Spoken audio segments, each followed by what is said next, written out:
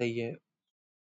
Posterior 1/3 को right coronary interventricular septum को posterior 1/3, posterior interventricular septum, posterior 1/3, posterior interventricular septum, posterior 1/3।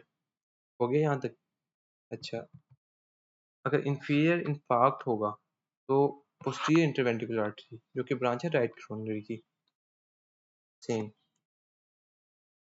Major blood supply interventricular septum की कहाँ से आती है? एंटीरियर इंटरवेंट्रिकुलर आर्टरी से, 2/3 एंटीरियर 2/3 ये सप्लाई करती है। एवी सेप्टम की कहाँ से आती है? एंटीरियर इंटरवेंट्रिकुलर आर्टरी से। अच्छा, वैसे एवी सेप्टम लिखा है, एट्रियोवेंट्रिकुलर सेप्टम लिखा है इसने। खैर, अब आपने ये वेन्स स्टार्ट हो गया, वो वेन्स पढ़ाई है ना मैंने। तो पोस्टीरियर इंटरवेंट्रिकुलर सेप्टम में कौन सी रन करी होती है, मतलब सप्लाई को कौन ड्रेन करी होती है? Middle cardiac. और एंटीरियर में ग्रेट कार्डियक। दोनों ही कोरोनरी साइनस में ड्रेन करती है। लेफ्ट कोरोनरी आर्टरी, अच्छा, एंटीरियर इंटरवेंट्रिकुलर ग्रूव में रन करेगी। और ये सारी चीजें ना अगर आप देखोगे, अच्छा ये एक नया सवाल है कि इंटरवेंट्रिकुलर सेप्टम में अगर मसला हो तो कौन सा वाल्व इफेक्ट होता है? मेजरली वैसे एओर्टिक वाल्व इफेक्ट होता है, ट्राइकस्पिड वाल्व भी इफेक्ट होता है। आपको पता है साथ साथ तो है, उधर सेप्टम है और उधर कहीं करके वाल्व है। तो इसमें अब दिखाई दूं तो ये देखिए ना कि लाइक ये इधर सेप्टम पड़े और ये साथ ही वाल्व पड़े उसके, ठीक है। तो ये चीज है। अच्छा, फिर हमारे पास आ गया अपेक्स ऑफ हार्ट को इंटीरियर इंटरवेंट्रिकुलर, सही है। ये वैसे ना ये चीज गलत है, एंटी जो अपेक्स ऑफ हार्ट को राइट कोरोनरी आर्टरी सप्लाई करती ही नहीं है, सही है।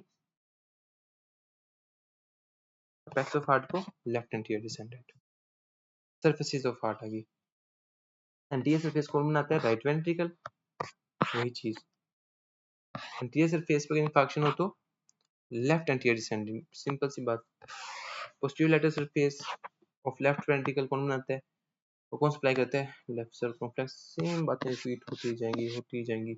Left atrium of left ventricle को कौन सप्लाई करेगा? लेफ्ट सर्कमफ्लेक्स आर्टरी, सही है। ऐसे नोड को 60% केसेस में कौन सप्लाई करता है? Right coronary artery. AV node को राइट कोरोनरी आर्टरी। अगर राइट कोरोनरी आर्टरी ब्लॉक हो जाए राइट मार्जिनल आर्टरी देने के बाद तो एवी नोड इफेक्ट होगा, ऐसे नोड इफेक्ट नहीं होगा।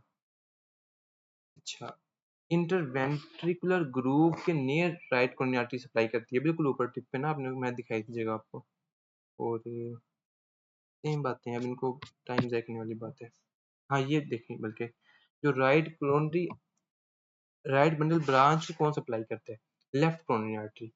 मैंने पता कैसे याद किया, देखो अगर मैं इंटरवेंट्रिकुलर सेप्टम का ऐसे क्रॉस सेक्शन के, सपोज हम ये राइट साइड राइट वेंट्रिकल के अंदर खड़े होके सेप्टम को देख रहे हैं, तो हमें पता है कि जो एंटीरियर 2/3 उसको सप्लाई करती है, ये आगे जो रन कर रही है अपने पास left anterior descendant, sorry left anterior descendant या फिर anterior interventricular artery.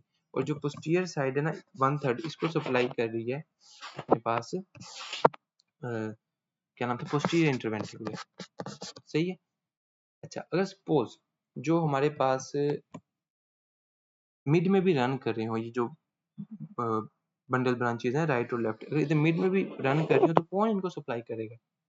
Right left coronary artery के खाते में जाएंगी ना, जो एंटीरियर इंटरवेंट्रिकुलर ब्रांच के थ्रू सप्लाई होंगी। तो जो राइट एक्चुअली ना, वैसे ऐसा ये बात ठीक है इस तब तक जो राइट वेंट्रिकल है ना, राइट बंडल ब्रांच है, वो इस तरह मिड में रन कर रही होती है तो उसको सप्लाई कर देता है एंटीरियर लेफ्ट एंटीरियर डिसेंडेंट। लेकिन जो अपने पास है ना लेफ्ट बंडल ब्रांच, उसकी ना दो ब्रांचेज होती हैं, दो पार्ट्स होते हैं।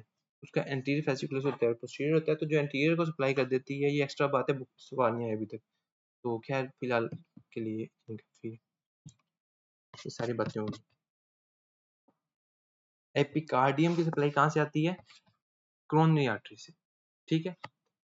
अच्छा, सेप्टो मार्जिनल ट्रेबिकुली और साइनस आर्टरी, इन चीजों को देख लेते हैं। बल्कि इसको ना यार मैं अगले आखिरी पढ़ाऊंगा, अगले 24 में दोबारा आना इसमें।